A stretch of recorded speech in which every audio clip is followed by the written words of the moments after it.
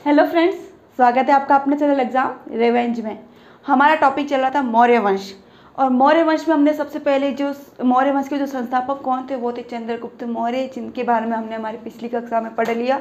और चंद्रगुप्त मौर्य ने जो मौर्य वंश की स्थापना कब की थी, तो 322 ईसा पूर्व में की थी। और उनके बाद जो दूसरे जो राजा हुए वो कौन हुए, तो वो उनके ही पुत्र बिंदुसार। ठीक है, अब बिंदुसार के बारे में हम पढ़ते हैं। तो सबसे पहले जो बिंदुसार के जो पिता कौन थे, तो चंद्रगुप्त मौर्य व उनकी जो पत्नी थी दुर्धरा, उनके पुत्र थे कौन, बिंदुसार। अब इसके बारे में एक स्टोरी है, एक कहानी है। कहते हैं कुछ विद्वानों के द्वारा कुछ अलग अलग मत दिए गए हैं कि जो बिंदुसार जब दुर्धरा के गर्भ में थे, तब कहते हैं कि जो चाणक्य थे वो चाणक्य चंद्रगुप्त मौर्य को थोड़ी थोड़ी मात्रा में जहर देते थे, जिससे कि पहले समय में विष कन्याएं वगैरह होती थी। तो जो पहले के जो राजा थे वो विष कन्याओं के माध्यम से और उनके माध्यम से उनको राजा को हराने की साजिशें रचते थे। तो उस सबसे साजिशों से बचाने के लिए जो चाणक्य थे वो चंद्रगुप्त मौर्य को थोड़ी थोड़ी मात्रा में रोजाना दूध में मिलाकर जहर की कुछ मात्रा देते थे। तो फिर वो एक बार वो जो दूध का ग्लास है वो गलती से दुर्धरा पी लेती है। और उस समय दुर्धरा क्या होती है, गर्भ से होती है, उनके पेट में बिंदुसार होते हैं। और वो उसी समय जो चाणक्य होते हैं वो उनका ऑपरेशन कर उस बालक को बचा लेते हैं, लेकिन जो दुर्धरा होती है वो मर जाती है। बिंदुसार की माँ है वो उसी समय क्या हो जाती है, उनकी मृत्यु हो जाती है। और कहते हैं कि जो फर्स्ट उस समय का जो एक तरीके से आज की लैंग्वेज में कहे तो जो सिजेरियन से जो बच्चा पैदा हुआ था वो बिंदुसार प्रथम थे। उस समय में जो नॉर्मल डिलीवरी होती थी, अभी वर्तमान समय में तो बहुत सी सिजेरियन से बच्चे पैदा होते, लेकिन उस समय में जो ऑपरेशन करके जो बच्चा पैदा नहीं होते थे वो नॉर्मली डिलीवरी होती थी। ठीक है, तो उस समय जो बिंदुसार हुए थे वो ऑपरेशन के द्वारा हुए थे, जिनका ऑपरेशन किनके द्वारा किया गया था, वो किया गया था चाणक्य के द्वारा।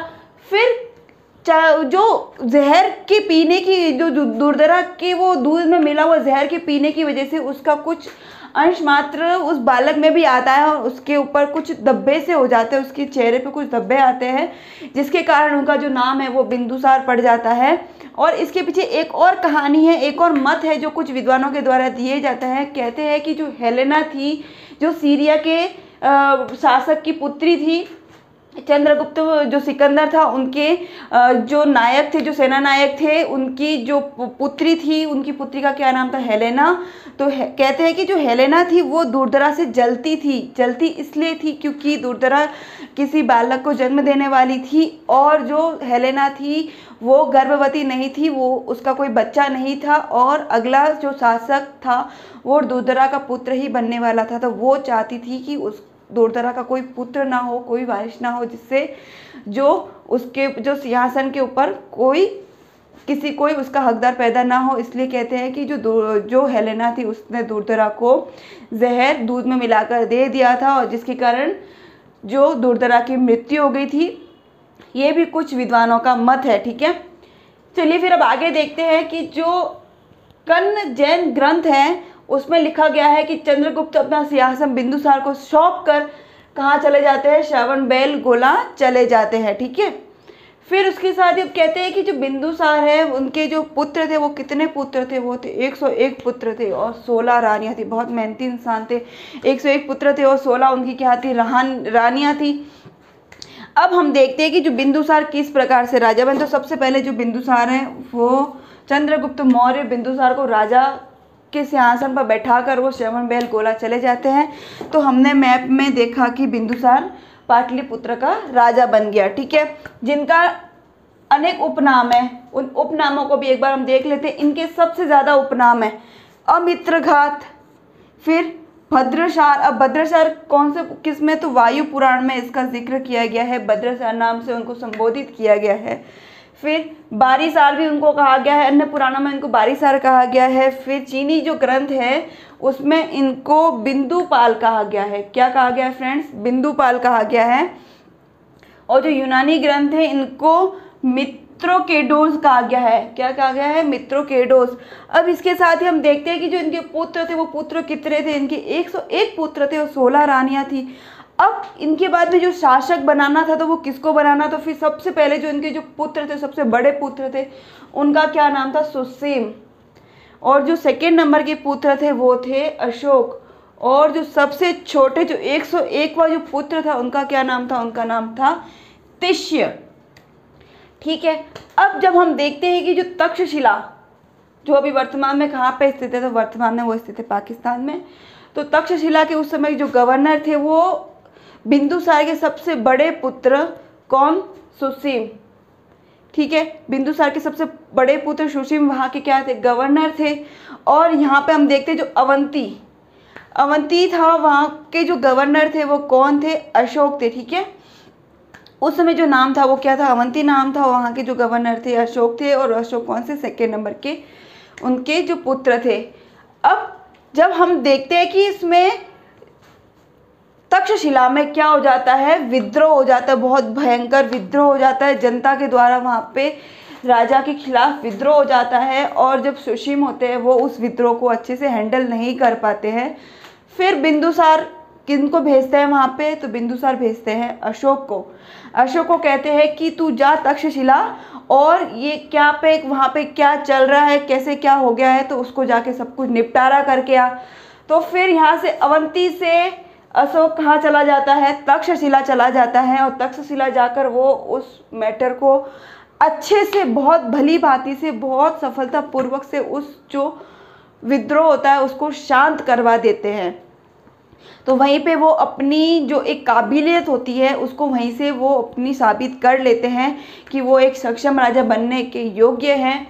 तो जो सुसीम होता है वो ज़्यादा सक्षम नहीं होता है, लेकिन जो अशोक की तुलना में अशोक क्या होता है, बहुत ज़्यादा एक तरीके से हम जब देखेंगे तो द ग्रेट अशोक, सम्राट अशोक, तो इस प्रकार से वो एक बहुत बड़ा राजा हुआ है।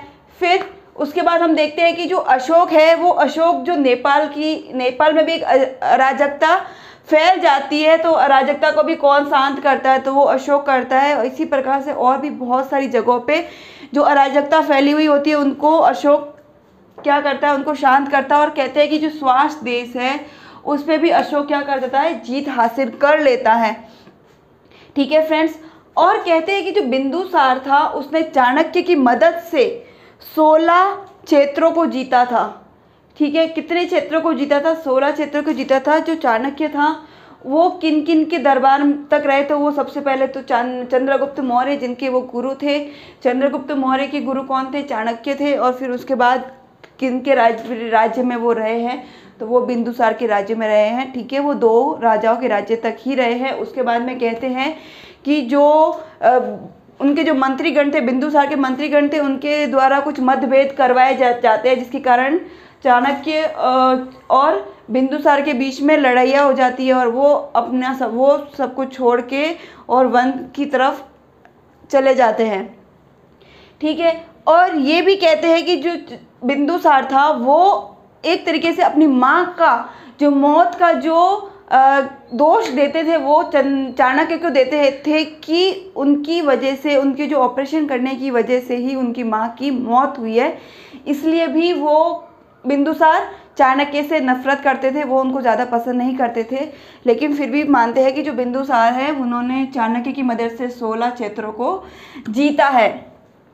ठीक है, अब देखते हैं कि जो बिंदुसार के जो विदेशी संबंध थे वो विदेशी संबंध किस प्रकार से, तो कैसे थे।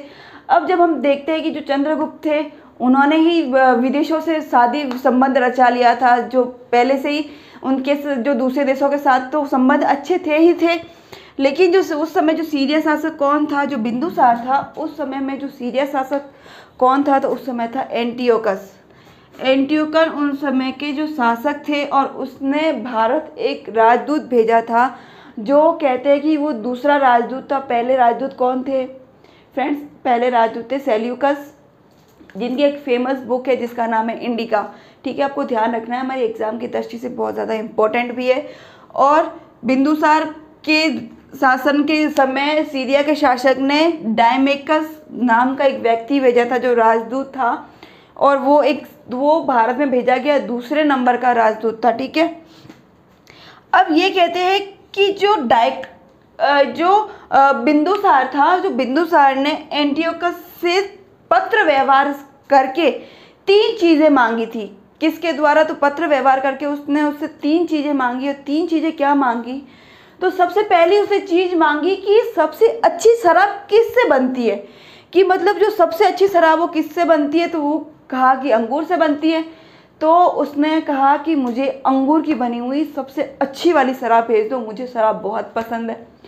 अब ये कैसा राजा जो दूसरे राजा सीरिया के राजा से क्या मांग रहा है? शराब मांग रहा है। मतलब ये तो अच्छा राजा तो नहीं है। हाँ, इतना अच्छा राजा नहीं हुआ है। जो अच्छा राजा चंद्रगुप्त मौर्य बहुत अच्छा राजा हुआ है। उसके बाद हम जब अशोक के बारे में पढ़ेंगे तो वो भी एक बहुत सम्राट हुआ है, बहुत अच्छा राजा हुआ है, बहुत एक महान शासक हुआ है चंद्रगुप्त मौर्य और अशोक।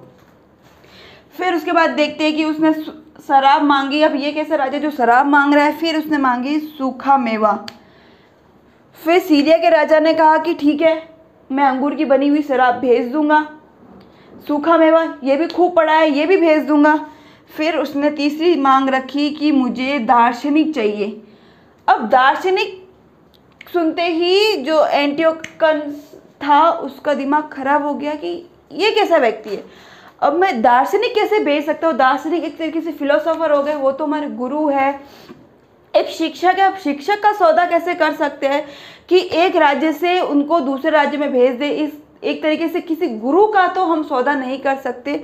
तो कहते हैं कि उसने दार्शनिक भेजने से मना कर दिया। किसने? एंटियोकस ने बिंदुसार के दरबार में दार्शनिक भेजने से मना कर दिया। उसने सूखी सारा जो अंगूर थी, अंगूर से बनी हुई जो सबसे अच्छी जो शराब है उसकी गाड़ियाँ भरवा दी, वो भेज दी।